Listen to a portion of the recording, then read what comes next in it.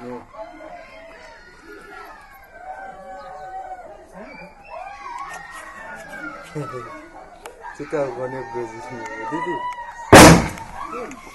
What? No problem. Meet America's newest allies in the war in Afghanistan. A band of 30 insurgents and criminals who switched sides and began working with U.S. troops in August. Under a plan U.S. commanders have pushed for months, militias like these could soon be a common sight across the country. These men in northern Afghanistan amount to something of a pilot program. But yesterday's enemies make for unpredictable allies.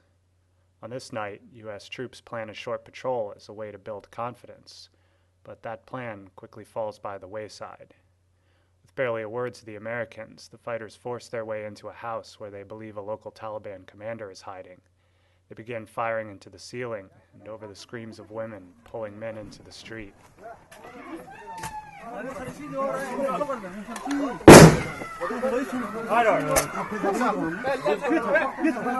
This guy's a Talib? Tell that guy's got to When U.S. troops a short way down the road see someone who they believe has a gun on the roof of the house, they too open fire.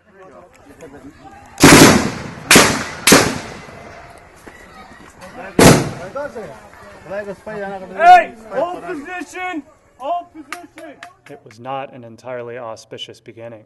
On their way back to base, the Americans and their new allies are confronted with a riot. The provincial governor and other officials, meanwhile, say they killed a 10-year-old boy, apparently the person they fired at on the rooftop.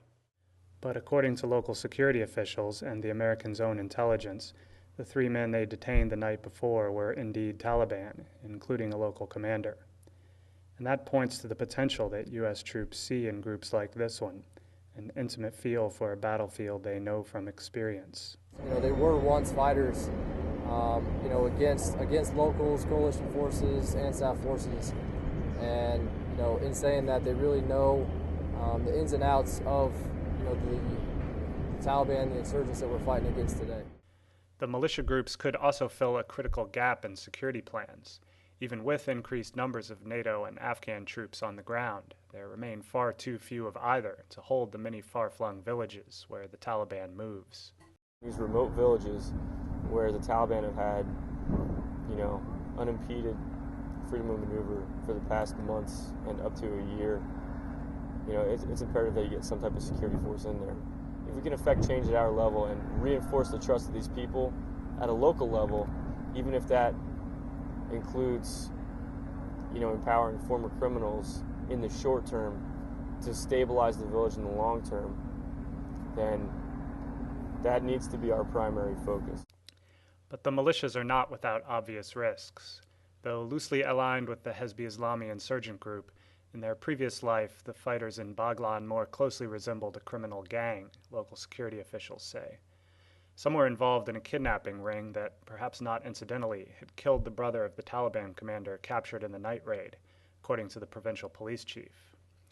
Their past might make them capable fighters, but for U.S. troops looking to win local support, it also makes them dubious allies. What I get from them is relevant to heading to Compton and hiring a gang to help you out, paying them cash. My personal opinion, I'm not sure about them yet. I mean, they definitely they're motivated, whether it's for the good of their country or for personal reasons. I don't know. It's not for me to decide.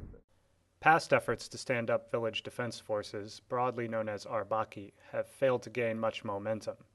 In the north, some such groups, organized by village elders and often trained by special forces, have taken to fighting with each other for control of roads and resources. Others have simply melted away, or added to the confusion of an already murky battlefield. We were starting to run into an issue of, locals just buying weapons on their own and saying we are Arbaki. So that became, a big issue that we couldn't identify who was who. And then, the Taliban started kind of catching on to the Arbaki process, and they wouldn't hesitate to then just walk the streets of Boglan Fabrika or Boglan Ejidi with a weapon and say that, hey, we're Arbaki. And you really couldn't tell yes or no if they were or not.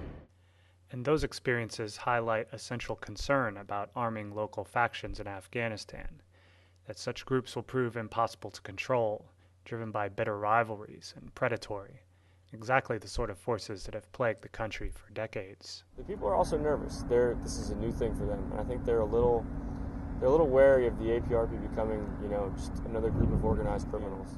If we lose the village elders, you lose the village, and if you lose the village, the APRP are essentially worthless.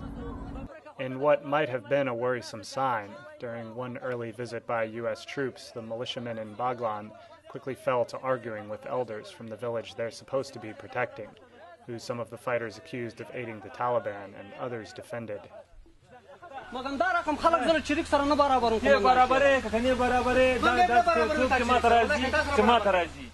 Nevertheless, U.S. officials insist this will be different than past efforts, because after considerable debate, the Afghan government has made these groups part of an official program. Under what's known as the Afghan Peace and Reconciliation Program, villages that welcome back former insurgents are promised development projects like wells and schools. The provincial government has already dispatched a teacher to this village to offer a rudimentary education to the fighters and anyone else who's interested. Former insurgents who join the program and behave would later be eligible to join another new program, the Afghan Local Police, where they would receive a salary of about $100 a month. Officials hope to field at least 10,000 men under that program by early next year. But with the Afghan government struggling to support the army and police it already has, local police commanders say they lack the manpower to keep groups of ill-trained fighters under control. A bigger question in the more immediate term is how many insurgents will actually want to join programs like these. The Taliban has dismissed reconciliation efforts as a farce, but U.S. officials, including General David Petraeus, say they're seeing increased signs of interest across the country as insurgents come under mounting pressure. But in Boglan, at least, it was not pressure from NATO or Afghan forces that convinced these Hezb Islami fighters to switch sides. Rather, officials concede it was pressure from hostile Taliban fighters who have moved into the area over the past year. And that pressure has continued, with the militiamen coming under repeated attack in recent weeks. 3 of the fighters were killed in early September by a suicide bomber. Still, America's newest allies are feeling optimistic about their chances against the Taliban. They have to join us because in 2 months, all the trees get blue, so they cannot run from us. So they have to go to Pakistan, or they should join us. That's it. They have only 2 choices.